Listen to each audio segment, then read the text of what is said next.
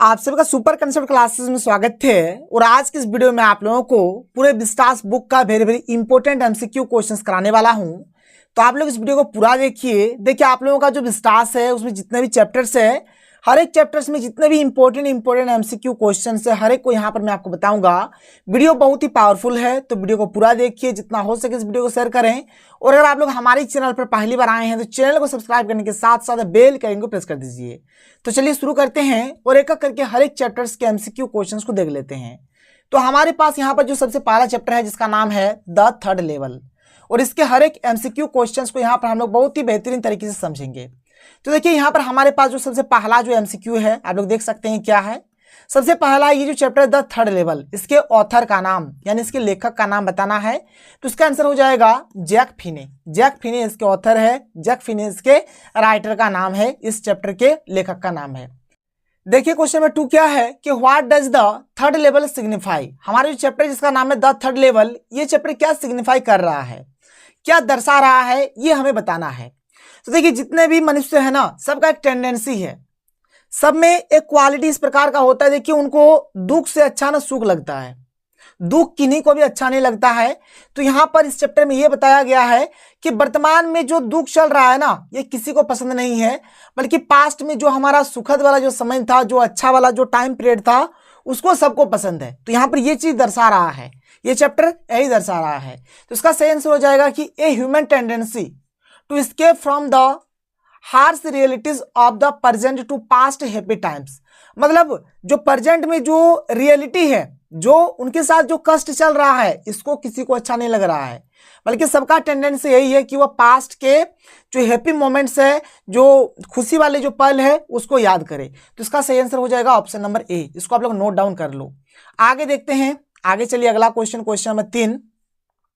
Question number 3 है कि who was Charlie's wife, यानी कि चार्ली के पत्नी का नाम। तो लुइसा इनके पत्नी का नाम है, लुइसा हो जाएगा इसका सही आंसर। आगे देखो अगला question, question number 4। Who was Sam in the third level. भाई सैम कौन थे? तो सैम जो थे ना, वे चार्ली के फ्रेंड थे और ये एक साइक्राटिस्ट थे। ठीक है, साइक्राटिस्ट हो जाएगा और ये चार्ली के दोस्त भी हो जाएंगे। 4 का सही उत्तर यहाँ पर ऑप्शन नंबर सी हो जाएगा। आगे देख लो अगला क्वेश्चन कि why did Charlie visit Sam. जो चार्ली थे वे सैम से क्यों मिलने गए। तो देखिए वहां पर एक स्टेशन था ग्रैंड सेंट्रल स्टेशन, उसमें 2 ही लेवल था, लेकिन चार्ली को लगता था कि उसमें 3 लेवल है। तो इसी चीज को लेकर वे सैम से मिलते हैं। तो इसका सही आंसर हो जाएगा कि to consult the incident of third level incident at grand central station. जो ग्रैंड सेंट्रल स्टेशन में जो इंसिडेंट उनके साथ हुआ था, उनको जो लगा कि वहां पे तीसरा लेवल भी है, इस चीज को लेकर, ठीक है, इस चीज की जानकारी को लेकर ये क्या करते हैं, सैम से मिलते हैं। मतलब चार्ली क्या करते हैं, सैम से मिलते हैं।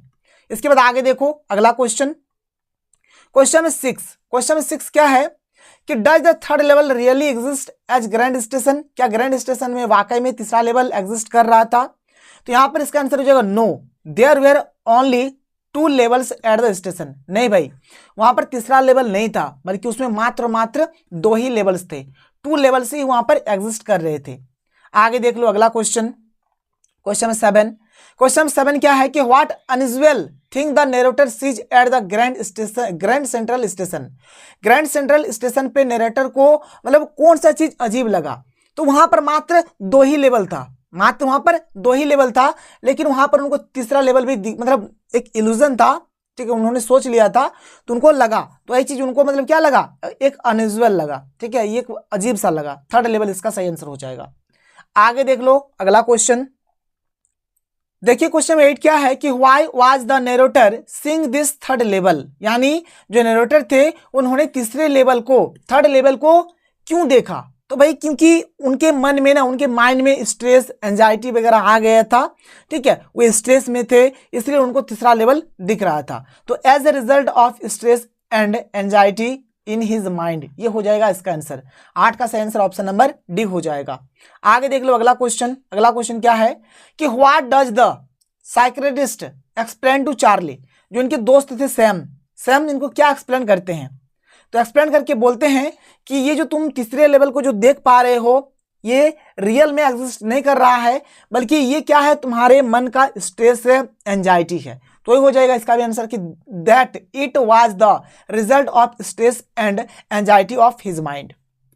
ये क्या है, उनके माइंड का स्ट्रेस है, उनके माइंड का एंजाइटी है, जिनके चलते चार्ली को यहां पर थर्ड लेवल दिख रहा है।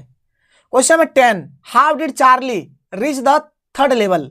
चार्ली, ठीक है, कैसे तीसरे लेवल पे पहुंचता है। तो एक दिन क्या होता है भाई, उनको ऑफिस से घर आना होता है अपनी वाइफ के पास, तो बहुत ज़्यादा लेट हो जाता है। तो ये क्या करते हैं, वे चले जाते हैं ग्रैंड सेंट्रल स्टेशन, वहाँ पर उनको लेना था सबवे, ठीक है।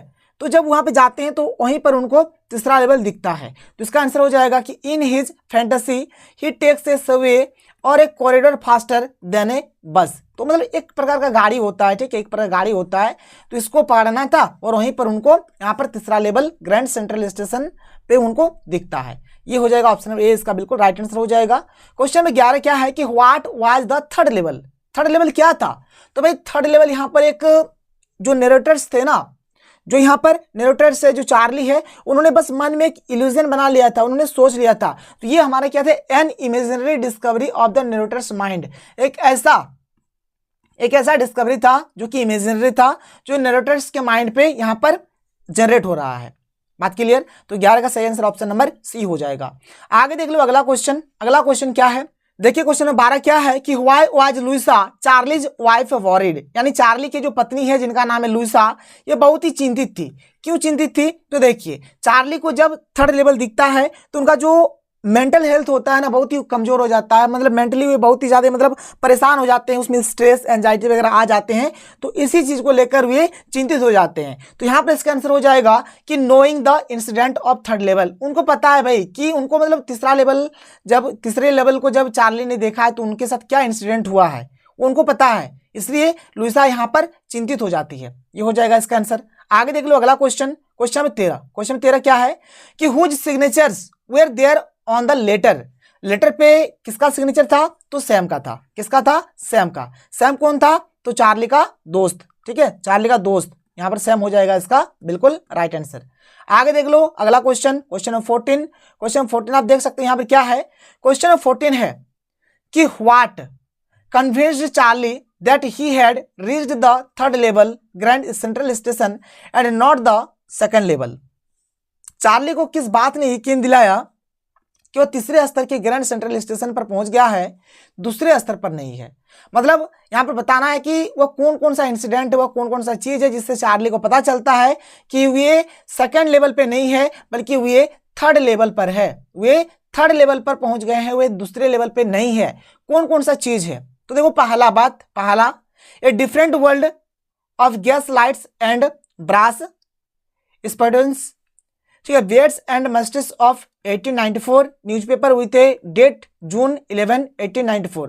तो मतलब उनको मतलब लगता है भाई कि वे दूसरे जगह पे पहुंच गए हैं जहां पर लाइट्स वगैरह अजीब टाइप का है, वहां के दाढ़ी मूछ जो है अजीब टाइप के हैं, जैसे 1894 के दाढ़ी मूछ है।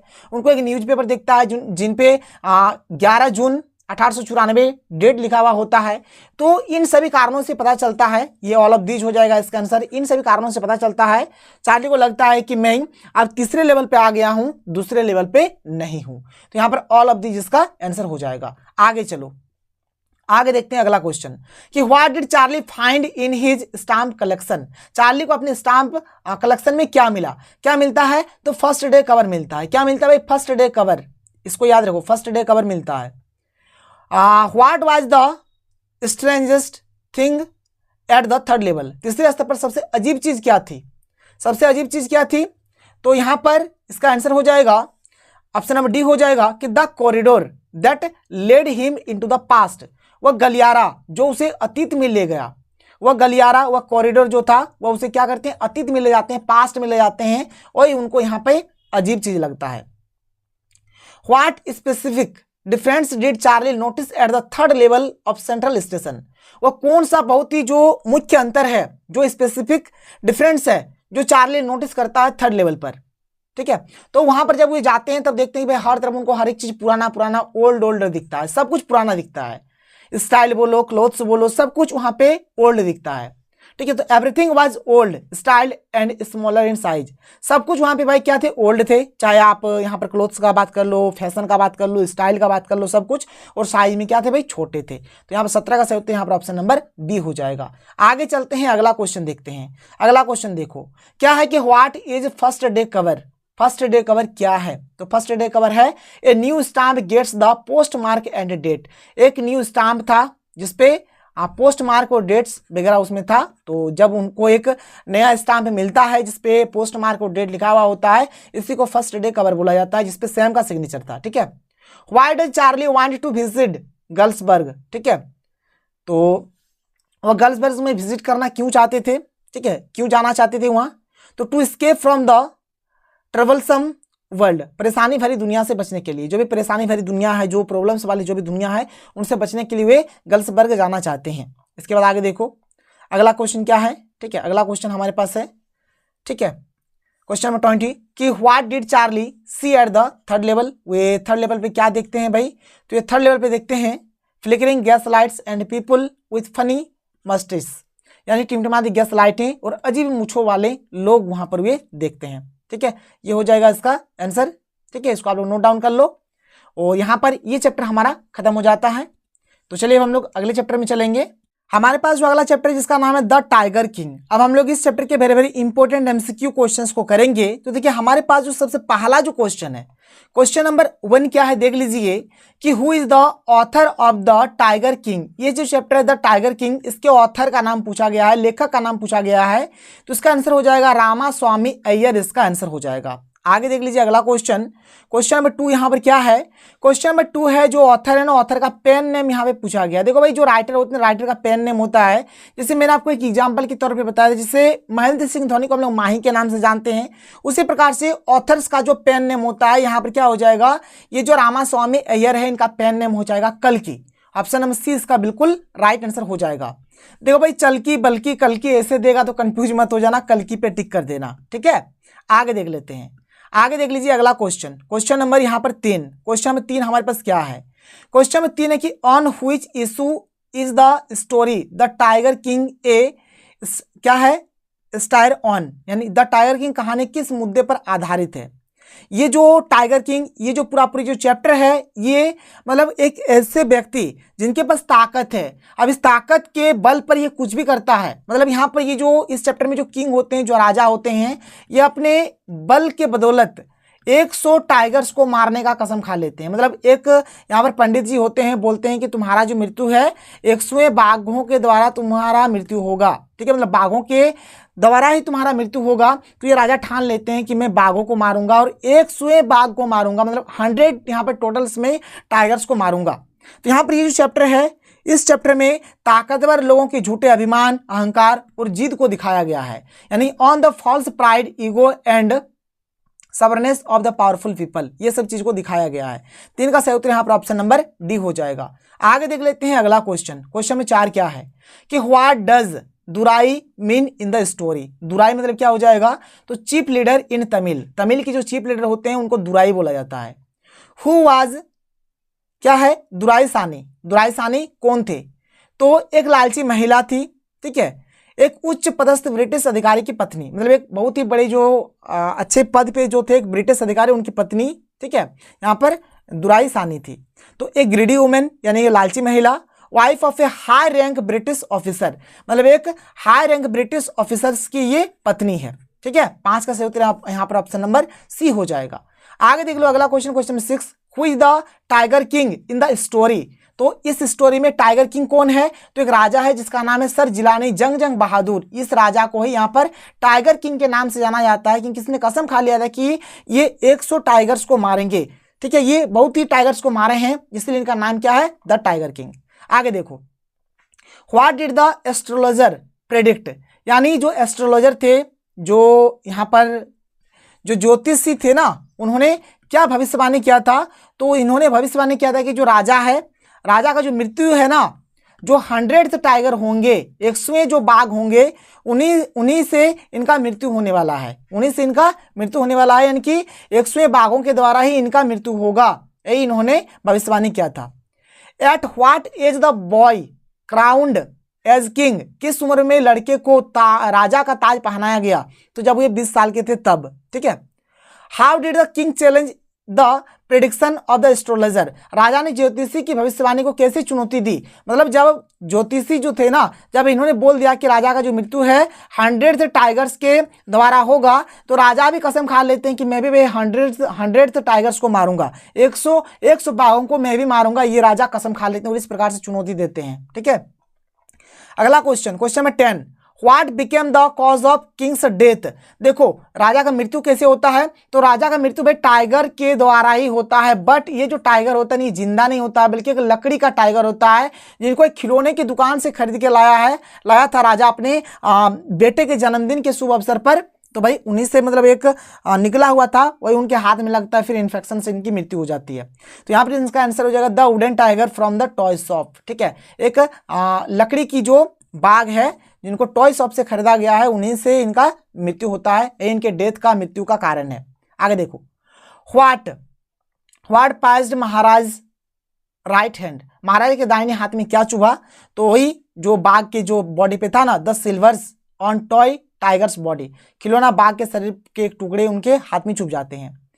Why was the king called the tiger king, क्यों इनको द टाइगर किंग बोला जाता है? इस राजा को टाइगर किंग क्यों बोला जाता है? क्योंकि इन्होंने 100 टाइगर्स को मारा था, इसीलिए।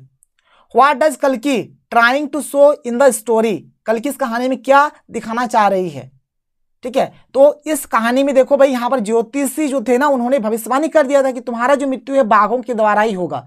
राजा भी चैलेंज में बोल देते हैं कि मैं 100 बाघों को मारूंगा, लेकिन फिर भी भाई इनका मृत्यु हो ही जाता है बाघों के ही द्वारा।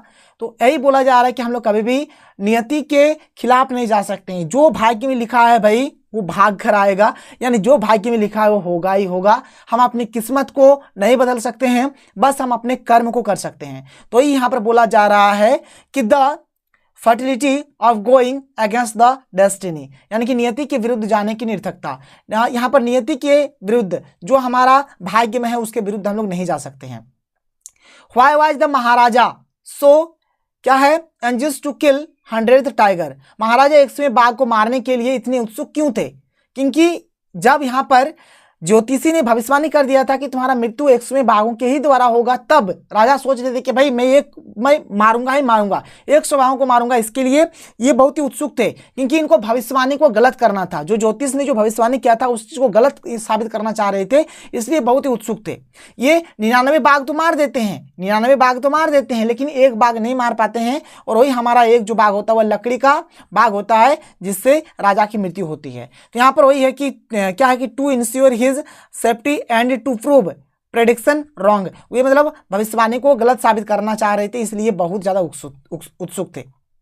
आगे देखो, why did the king send rings to British officers wife, राजा ने ब्रिटिश अधिकारी की पत्नी को अंगूठियां क्यों भेजी? तो to save his state and to please the British, यानी ठीक है, यहाँ पर ये इसीलिए मतलब अंगूठी देते हैं ताकि उनका राज्य बचा रहे, ठीक है, और अंग्रेज को खुश करने के लिए ये अंगूठी देते हैं उनके पत्नी को। इसके बाद अगला क्वेश्चन है कि what is the moral of the story, moral story यही है भाई कि जो नसीब में है वो होगा ही होगा, चाहे आपके पास कितना भी पावर है, नसीब से पहले आपको कुछ भी नहीं मिलने वाला है। जब नसीब में जो लिखा गया है वही आपको मिलेगा। तो पावर इज मीनिंगलेस, पावर का कोई महत्व नहीं है बिफोर डेस्टिनी से, जो भाग्य में भाई जब आपका लिखा हुआ जो चीज़ है तभी आपको मिलेगा, चाहे आपके पास कितना पावर रहे, चाहे आप कुछ भी कर लो, कुछ नहीं होने वाला है।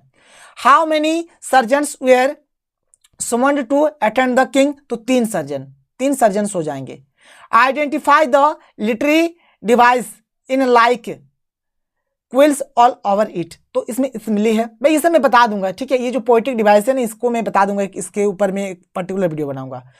देखिए क्वेश्चन 19 क्या है कि the wooden tiger was carved by, ठीक है, यानी ये जो वुडन टाइगर जो थे इसको किसने बनाए हैं? तो एक अनस्किल्ड कारपेंटर ने, एक अनस्किल्ड बढ़ई ने इसको बनाया था। आगे देखो question 20, how old was the king's son, राजा के बेटे कितने साल के थे? तो 3 years ओल्ड, 3 साल के, ठीक है।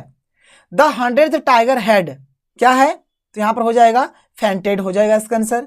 The old tiger had been bought from, कहां से इसको खरीदा गया था ओल्ड टाइगर को? तो पीपुल्स पार्क से इसको खरीदा गया था। The frustrated tiger king asked the dewan, ठीक है, ये बोल रहे हैं क्या करो, अगर तुम बाघ नहीं ला पाओगे तो रिजाइन दे दो, तो टू रिजाइन हो जाएगा इसका आंसर। ठीक है। Question 24, Maharaja on not finding the last tiger. ये लास्ट टाइगर ये जब फाइंड नहीं कर पा रहे थे तो ये अपने जो ऑफिसर्स थे उनको टर्मिनेट कर दे रहे थे, जॉब से निकाल दे रहे थे। Terminated the services of many officers, बहुत सारे ऑफिसर्स को भाई इससे निकाल दिया गया, जॉब से निकाल दिया गया। How old was the Prince when he ridiculed the astrologer. जब राजकुमार ने ज्योतिषी का उपहास किया तो उसकी उम्र कितनी थी? तब ये 10 दिन के थे, 10 डेज हो जाएंगे। ठीक है, 10 दिन के थे। आगे देखो, द महाराजा ऑफ, यहाँ पर खाली स्थान है, is the hero of the story. ठीक है, कहाँ का, ये कहानी कहाँ का है, ये महाराजा कहाँ के है? तो प्रतिबंधपुरम, प्रतिबंधपुरम इसका आंसर हो जाएगा, प्रतिबंधपुरम। देखो यहाँ पर ना कुछ, यहाँ पर मैंने हिंदी से स्टोरी लिख दिया है, इसको आप पढ़ना, बहुत ही अच्छा है। जब वो मात्र 10 दिन का था तभी ज्योतिषियों ने उसके भविष्य की भविष्यवाणी कर दी थी। ज्योतिषियों का कहना था कि बाघ उसे मार डालेगा। उस पर आश्चर्य रूप से 10 दिन के राजकुमार ने कहा, बाघों से सावधान रहे। जब वो 20 वर्ष के थे तब उन्हें राजा का ताज पहनाया गया। उन्हें अपनी मृत्यु के बारे में, भविष्यवाणी के बारे में पता चला। उसके बाद इनको भविष्यवाणी के बारे में पता चलता है। 10 वर्षों के भीतर महाराजा ने 70 बाघों को सफलतापूर्वक मार डाला, लेकिन उसके बाद प्रतिबंधपुरम में कोई बाघ नहीं बचा। इसलिए 100 बाघों को मारने के अपने लक्ष्य को पूरा करने के लिए वह उस शाही राज्य की एक लड़की से शादी करता है जिसके पास अधिक बाघ है, ताकि वो अपना लक्ष्य पूरा कर सके। अपने राज्य के 70 बाघों को मार देते हैं और इनके राज्य में भाई बाघ खत्म हो जाते हैं, बाघ खत्म हो जाते हैं। फिर ये क्या करते हैं कि ऐसे राज्य के एक ऐसे राजकुमारी से शादी करते हैं जिनके राज्य में बहुत सारी बाघें हैं। ठीक है, वह जब भी अपने ससुराल जाता है तो वह सुनिश्चित करता है कि वह हर बार 5-6 बाघों को मार डाले। इस तरह से वह 99 बाघों को मारने में तो सफल हो गया, लेकिन 100वां बाघ ढूंढने में असफल रहा। 100वां बाघ न मिलने पर महाराजा हिंसक हो गए और उन्होंने दीवान को धमकी दी। तो इसी प्रकार से यहाँ पर ये पूरी स्टोरी है। बात क्लियर है, बात समझ में आ रही है आप लोगों को? तो चलो भाई, ये जो द टाइगर किंग ये जो चैप्टर ये खत्म हो जाता है। इसके बाद हम लोग आगे चलते हैं और अगले चैप्टर में चलते हैं। ठीक है, अगले चैप्टर का हर एक क्वेश्चंस देखते हैं। देखो यहाँ पर अगला चैप्टर हमारे स्टार्ट हो जाता है। अगले चैप्टर का नाम है द इनेमी। ठीक है, पहला क्वेश्चन, इसके ऑथर का नाम, इसके ऑथर का नाम हो जाएगा यहाँ पर भाई क्या है? Pearl S Buck. Option number A इसका आंसर हो जाएगा, इसको आप रट लो। आगे मैं आपको ट्रिक बता दूंगा। आगे देखो, who was doctor Sadao. Doctor Sadao कौन थे? तो एक जापानीज डॉक्टर थे, तो जापानीज डॉक्टर इसका आंसर हो जाएगा। इसके बाद क्वेश्चन नंबर 3 देख लेते हैं कि how did Hana help doctor Sadao. तो हाना कैसे यहाँ पर डॉक्टर सडाओ का मदद किया? तो by working as a nurse, जैसे एक नर्स जिस प्रकार से वर्क करती है बिल्कुल उसी टाइप में। Why did doctors wife feel distressed. Doctor की पत्नी को कष्ट क्यों हुआ? तो सीइंग ह्यूमन ब्लड, जब ये व्हाइट मैन है, ठीक है, व्हाइट मैन है, क्या है? सीइंग व्हाइट मैन्स ब्लड, जब ये अमेरिकी व्हाइट मैन का जब खून देखते हैं तब उनको भाई बहुत ही कष्ट होता है। तो सीइंग व्हाइट मैन्स ब्लड हो जाएगा इसका आंसर। 4 का सही उत्तर यहाँ पर ऑप्शन नंबर डी हो जाएगा। आगे देखो अगला question, question number 5, why did the servants refuse to help. नौकरों ने मदद करने से इनकार क्यों किया? क्योंकि उस टाइम जापान और अमेरिका का भाई लड़ाई चल रहा था। जापान और अमेरिका का लड़ाई चल रहा था। आप लोगों को पता भी होगा कि अमेरिका ने जापान के 2 शहर हिरोशिमा और नागासाकी पर परमाणु बम भी गिराए थे। इसलिए जो यहाँ पर जो घायल जो सैनिक था वह अमेरिकी सैनिक था, इसलिए यहाँ पर नौकर इस चीज का मदद करने के लिए डर रहे थे। तो यहाँ पर इसका हो जाएगा कि out of fears, because of क्या है? सप्रेसेशंस, अंधविश्वास के कारण, because he was an American soldiers. तो यहाँ पर सबके सब हो जाएंगे, ऑल ऑफ दी, जिसका आंसर हो जाएगा। ये इन्हीं कारणों से, ठीक है, ये मदद करने से इनकार कर रहे थे। आगे देखो, why did Sadao marry a Japanese girl only. Sadao ने जापानी लड़की से ही शादी क्यों की? जिसका because he didn't want to upset his father. वे अपने पिताजी को अपसेट नहीं करना चाहते थे, इसीलिए। आगे देखो, व्हाई डिड डॉक्टर मीट हाना। ठीक है, जो डॉक्टर थे डॉक्टर सडाओ, ये हाना से कहाँ मिलते हैं? तो अमेरिका में मिलते हैं। ठीक है, तो अमेरिका हो जाएगा, at professor Harley's house in America, America में ही मिलते हैं। At what age doctor Sadao went to America. वह कौन सा उम्र था जिस समय डॉक्टर सडाओ अमेरिका गए थे? तो जब वे 22 साल के थे, 22 वर्ष हो जाएगा। आगे देखो, why did Hana wash the wounded man herself. Hana ने घायल आदमी को खुद क्यों धोया? ठीक है, इसलिए धोए, इसका मेन रीजन है because her servants refuse to help an American enemy soldier. और इनके जो नौकर थे ना, वे साफ साफ मना कर दिया कि मैं इस अमेरिकी जो सैनिक है, जो हमारा दुश्मन है, इसका मैं मदद नहीं करूंगा, इसीलिए हाना खुद उस घायल आदमी को धोते हैं। How did doctor ensure that the American soldier had left safely, ठीक है। डॉक्टर ने यह कैसे सुनिश्चित किया कि अमेरिकी सैनिक सुरक्षित निकल गया? तो by seeing no signal of flash light, मतलब फ्लैश लाइट का जब कोई संकेत नहीं मिला, उनको देखने को नहीं मिला, तब उनको लगा कि ये जो अमेरिकन सोल्जर है ये सेफली मतलब निकल चुका है। आगे देखो अगला क्वेश्चन नहीं भाई, अब हमारा यहाँ पर अगला चैप्टर स्टार्ट हो जाता है, और अगले चैप्टर का नाम है क्या है? Journey to the end of the earth, ये चैप्टर है। और इस चैप्टर में जितने भी एमसीक्यू क्वेश्चन से इसको करते हैं। देखो पहला क्वेश्चन, इसके ऑथर का नाम हो जाएगा तिसानी दोषी। क्या हो जाएगा? तिसानी दोषी इसका आंसर हो जाएगा। तिसानी दोषी, इसको देख लो। आगे देखो, what does the lesson revolve around, ये जो चैप्टर है ये किसके इर्द गिर्द घूमती है? तो इस चैप्टर में जो आपको मैक्सिमम जो देखने को मिलेंगे, ठीक है, तो यहाँ पर ये अंटार्कटिका पूरी स्टोरी जो है ये अंटार्कटिका पर ही बेस्ड है, तो ये अंटार्कटिका के ही इर्द गिर्द घूमती है। दो का सही उत्तर यहाँ पर ऑप्शन नंबर डी हो जाएगा, अंटार्कटिका इसका आंसर हो जाएगा। आगे देख लो अगला क्वेश्चन क्या है कि what is the purpose of the journey to the world's most preserved place Antarctica? ये जो क्या है, व्हाट इज द पर्पस क्या है? Journey to the world's must, मतलब यहां पर बोला जा रहा है ये जो अंटार्कटिका का जर्नी जो है इसका पर्पस क्या है, ये हमें बताना है। तो इसका आंसर हो जाएगा कि टू क्या है? Sensitize the young minds towards climatic change, यानी जलवायु परिवर्तन के प्रति युवा मन को संवेदनशील बनाना। जो ये देखो किस प्रकार से क्लाइमेट में जो चेंजिंग होता है, इससे क्या करना है, यहाँ पर जो भी युवा है, जो भी यंगर्स है, उनके मन को संवेदनशील बनाना, ये इसका मेन पर्पस था। 3 का सही उत्तर यहाँ पर ऑप्शन नंबर डी हो जाएगा। आगे देख लेते हैं अगला question number 4, what is the क्या है? थेर इन अंटार्कटिका, अंटार्कटिका में क्या है? तो जियोलॉजिकल हिस्ट्री। क्या हो जाएगा? जियोलॉजिकल हिस्ट्री इसका आंसर हो जाएगा। Which programme aimed to take high school students to the end of the world, किस कार्यक्रम का उद्देश्य हाई स्कूल के छात्रों को दुनिया के अंत तक ले जाना था? तो इसका आंसर हो जाएगा Geoff Green's student on ice programme. कौन सा प्रोग्राम? तो इस प्रोग्राम का नाम था स्टूडेंट्स ऑन आइस, ठीक है, स्टूडेंट्स ऑन आइस इस प्रोग्राम का नाम था। ये हो जाएगा इसका आंसर। आगे देख लेते हैं भाई अगला क्वेश्चन देखो क्या है कि why did Geoff decide to take high school students on the journey, यानी जियोफ ने हाई स्कूल के छात्रों को यात्रा पर ले जाने का निर्णय क्यों लिया? इसलिए लिया मतलब उनका मतलब कहना था कि वे अपने ग्रह को समझे और उनका सम्मान करें, इसीलिए। तो इसका आंसर है to make them understand their planet and respect it, वे अपने ग्रह को समझे और उनका सम्मान करे, रिस्पेक्ट करे, इसीलिए। आगे देखो, why did the author visit Antarctica, author Antarctica क्यों विजिट किए थे? तो to have a better understanding of the planet, वे अपने ग्रह को, अपने प्लैनेट को अच्छे तरीके से समझने के लिए वे अंटार्कटिका में प्रवेश किए थे, विजिट किए थे, ठीक है। आगे देख लो, why is Antarctica a restrict place, Antarctica एक प्रतिबंधित स्थान क्यों है? तो टू प्रोटेक्ट द इन्वायरमेंट, ये इन्वायरमेंट को क्या करते हैं? प्रोटेक्ट करते हैं, इसीलिए यहाँ पे क्या एक ये रिस्ट्रिक्ट प्लेस है। आगे देखो, हु वाज जियोफ ग्रीन, ठीक है, इनकी जियोफ ग्रीन कौन थे? तो Geoff was a fellow of the royal Canadian geographical society and the explorers club, यानी जोएफ रॉयल कैनेडियन जियोग्राफिकल सोसाइटी और द एक्सप्लोरर्स क्लब के फेलो थे, ठीक है, ये थे फेलो थे, ठीक है, ये हो जाएगा इसका आंसर। आगे देखो, which programme was the author a part of, लेखक किस कार्यक्रम का, किस प्रोग्राम का एक हिस्सा था? तो एक प्रोग्राम है जिसका नाम है स्टूडेंट ऑन आइस प्रोग्राम, तो इसके ये हिस्सा थे, स्टूडेंट्स ऑन आइस प्रोग्राम हो जाएगा। इसके बाद देखो हमारा अगला चैप्टर स्टार्ट हो जाता है जिसका नाम है on the face of it. तो on the face of it के यहाँ पर ऑथर का नाम इनका यानी इसके लेखक का नाम क्या है? तो सुसान हिल। क्या नाम है? सुसान हिल इसका सही आंसर होगा, Susan hill.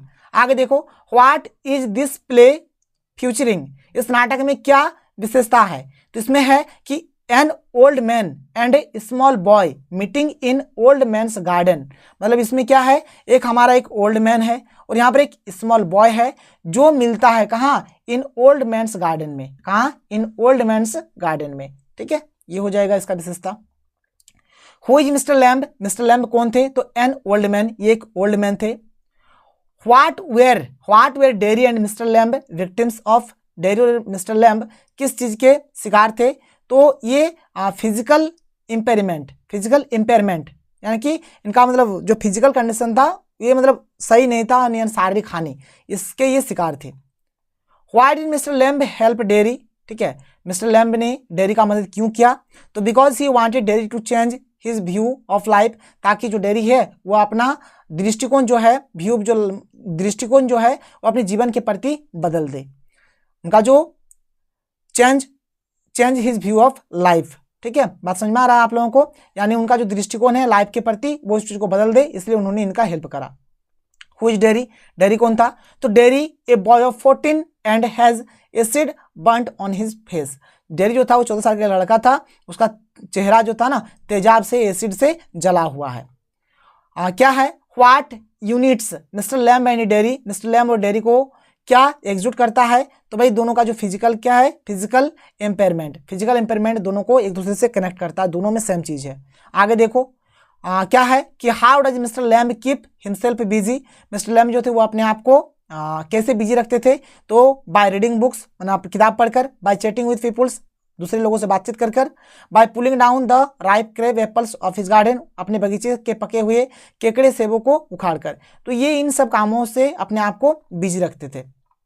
Why did Derry go to Mr Lamb's garden, Derry Mr Lamb के बगीचे में क्यों गया? तो टू फिल दैट प्लेस, उस प्लेस को फिल करने के लिए जाते हैं। How did Derry enter the garden, Derry ने बगीचे में कैसे प्रवेश किया? तो बाय क्लिम्बिंग द गार्डन वाल को चढ़कर,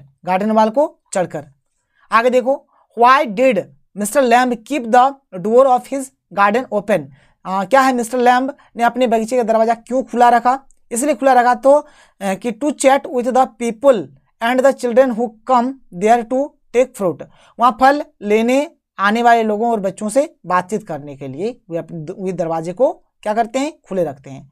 आगे देखो क्या है कि why did children call mister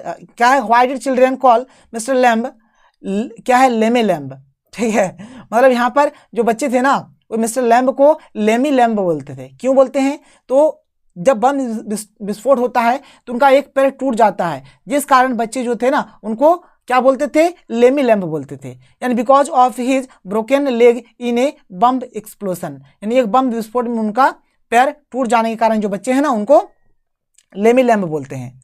देखो इसके बाद हमारा अगला चैप्टर स्टार्ट हो जाता है, ठीक है, जिसका नाम है मेमोरीज ऑफ चाइल्डहुड। इस चैप्टर के हम लोग एमसीक्यू क्वेश्चंस को देख लेते हैं। तो ये जो मेमोरीज ऑफ चाइल्डहुड चैप्टर, इसके यहाँ पर ऑथर का नाम तो जिटकाला सा एंड बामा इसका आंसर होगा।